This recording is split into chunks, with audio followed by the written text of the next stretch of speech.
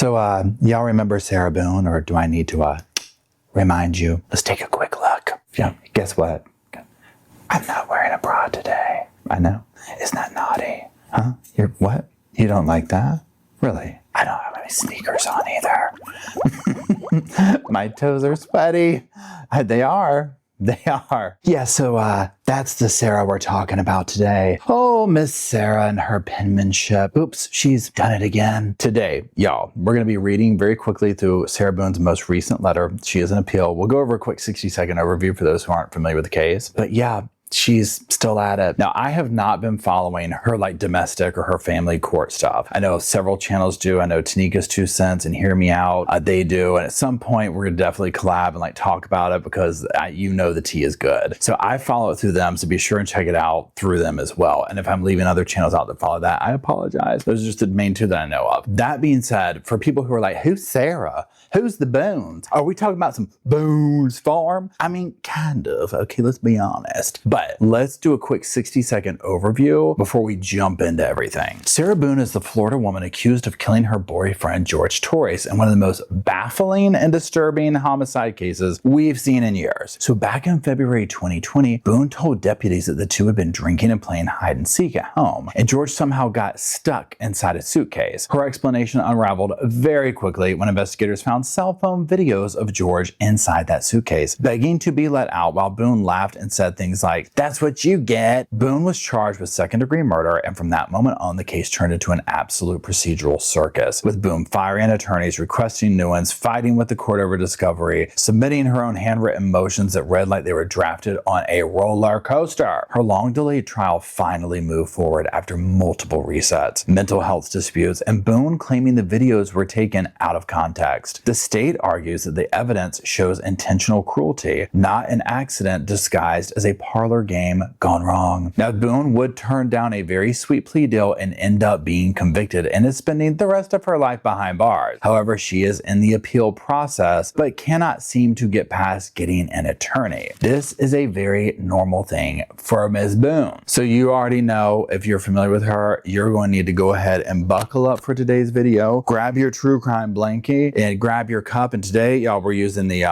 can't roll my damn eyes hard enough. I mean, come on, y'all. It's just, it is what it is. So go ahead, get all cozy, and let's jump into today's video.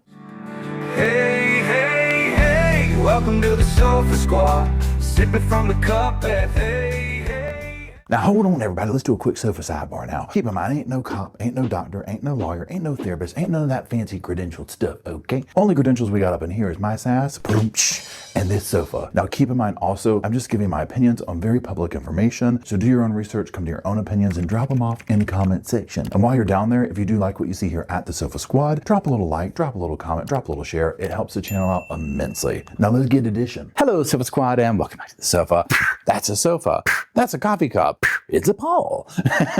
My name's Paul if you're new to the channel. And if you're not new to the channel, my name's still Paul. Okay, most days it is when I can remember it. Now, I already said what we're doing, so that's what we're going to do. Let's go ahead and start reading off this new letter. So you'll see on the screen here it is. It's handwritten, okay? It's handwritten as it usually is. And it just says, you know, all the little stuff, you know, State of Florida, plaintiff versus Sarah Boone, defendant. Notice of inquiry comes now. Wait, let me get in my Sarah Boone voice. Comes now. There's several of them, right? We either have the condescending martyr on the stand, I, Sarah Boone, will rise. Or we have the, well, yes, of course. Or the manicky one, not intentional. We'll just kind of go with all 3 of them. And we might still do our little, you know, country thing that I do because those are my own personal roots coming out. Okay, let's just be honest. Anyways, so come now, appellant Sarah the Boones files her notice of inquiry with both the 6th District Court of Appeal and Orange County Clerk of Court, stating the following in support of: number 1, after the appellant's first court-appointed appellant attorney, Alan Holland, December 2nd, 2024 to February 18th, 2025, was granted his motion to withdraw, Joshua E. Adams was appointed by the court to represent her and submit the initial brief in and for her criminal appeal. Now, during Mr. Adams' time frame of 7 months, February 18th, 2025 to September 5th, 2025, in his representation of Ms. Boone, which includes filing 2 extensions to continue doing so, he made the decision to withdraw without submitting her initial brief, citing he is no longer practicing appellant work or accepting court-appointed appellate cases. Number 3, Joshua Adams corresponded with appellant in one public access tablet message on February 27, 2025, briefly introducing himself with no follow-up or continued contact to present date. 4, as of the date of this filing, appellant has no understanding of whom her present appellant attorney is, the current status of her appeal, nor the preparation of her initial brief as a result of no communication or inclusion from any party, including both the 6th District Court of Appeal and or the Orange County Clerk of Court. I want to speak to the damn manager.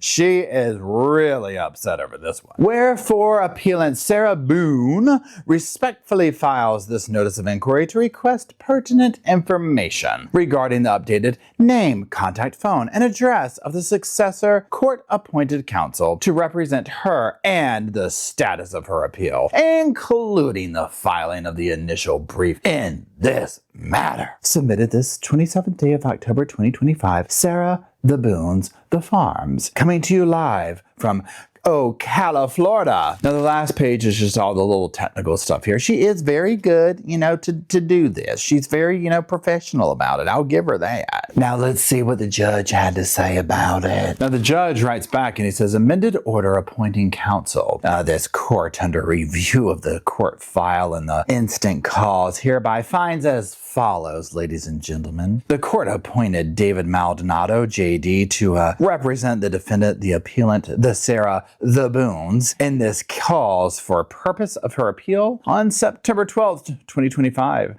Certified conflict arose that it would have prevented the regional counsel's office from representing the appellant pursuant to section 27.40 of the Florida statutes. That's what we call here in Florida, boys, dodging a bullet. Can I get an amen? Okay, boys? Number 3. As a result of the conflict, it was unnecessary to appoint private counsel for the appellant. Wherefore, it is ordered as follows. A. The court's prior order appointing counsel dated September 12, 2025 is amended to reflect that a certified conflict arose that would have prevented the regional counsel's office from representing the Sarah the Boones. B. The court reserves jurisdiction for the entry of such future orders as may be necessary, done and ordered in the chambers. Bam! The Honorable Michael Crayneck. That, bless that man's heart. He gets tremors. He gets the shakes. Hell, maybe the runs. Anytime he sees this woman's name come across. I mean, the dude has got to be exhausted, right? I pray he took a massive vacation after this. So here's the thing with this. Sarah is the case that keeps on giving, right? Now, again, like I said, all behind the scenes, she's had all the same drama times 10 with her family court stuff going on. She hasn't stopped one bit. Now, if you look at it, again, if you follow this trial, and if you haven't, it's definitely one you're going to want to go back and watch. Like if you're somebody who likes to watch live trials and have them on repeat, and since something's like going on right now in the true crime world, this is going to be one that you, from start to finish, okay? And you start with that interrogation tape. We've watched that one here at the Squad and on the podcast channel so many times, right? It's comedy gold. And I hate to say that because obviously the center of this is a victim, George Torres, but Sarah is such a narcissist and so over the top. She's comedy gold to watch herself just dig her own grave. So that means that it's one you're going to want to watch. Now,